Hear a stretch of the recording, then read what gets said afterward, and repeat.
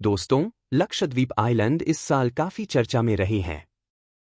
उनके white Sandy beaches and blue lagoons ने इन्हें बहुत से लोगों की ट्रैवल लिस्ट में शामिल कर दिया है।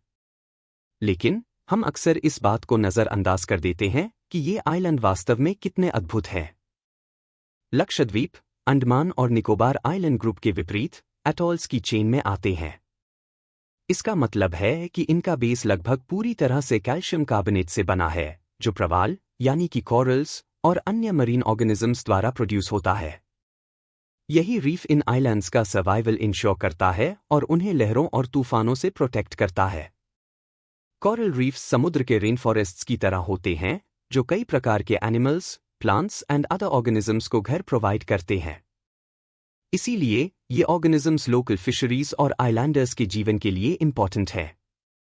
लक्षद्वीप में एक स्पेशल टाइप का सी अर्चिन भी अत्यधिक प्रचुर मात्रा में पाया जाता है और यह रीफ में खुदाई कर उसमें डिग्स होल्स बना देता है। ये सभी क्रीचर कोरल को स्मॉल पार्टिकल्स में तोड़ देते हैं, जो बाद में धाराओं द्वारा अन्य आइलैंड पर पहुंच जाते हैं और वहां सैंड का निर्माण करते हैं। इसके अलावा हवा और लहरों जैसी एबायोटिक फोर्सेस भी मृत कोरल्स को घिसकर बालू का निर्माण करती हैं।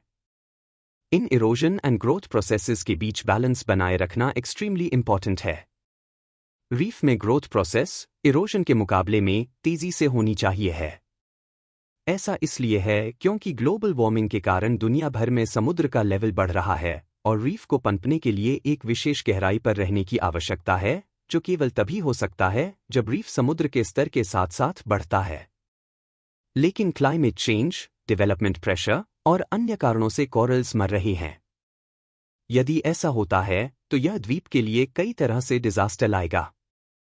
फिश पॉपुलेशन और एंटायर इकोसिस्टम का नष्ट होना तो कंफर्म है, लेकिन इसके साथ ही यह आइलैंड में बाढ़ का खतरा भी पैदा करता है, क्योंकि आइलैंड की रक्षा करने वाली पानी के नीचे की दीवार अब ऐसा करने में कैपेबल नहीं होगी। और इसके बाद जब आइलैंड जलमग्न हो जाए तो इसके नीचे के पतले मीठे पानी की लेंस भी पोल्यूटेड हो जाने की पॉसिबिलिटीज है।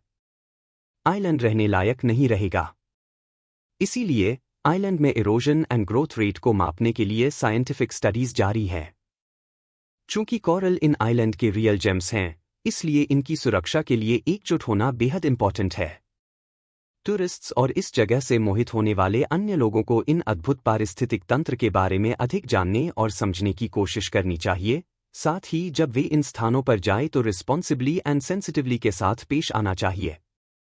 आखिरकार, इन रीफ्स में पृथ्वी पर ज्ञात मरीन स्पीशीज के 25% से अधिक प्राणी पाए जाते हैं, जबकि यह ग्रह के सबसे यूनिक इकोसिस्टम्स में से एक है। तो आज हमने लक्षद्वीप आइलैंड के मिस्ट्री के बारे में जाना। अगर आपको यह वीडियो पसंद आया हो तो हमारे चैनल थ्योरी ब्रेकर को like, comment, share and subscribe करें।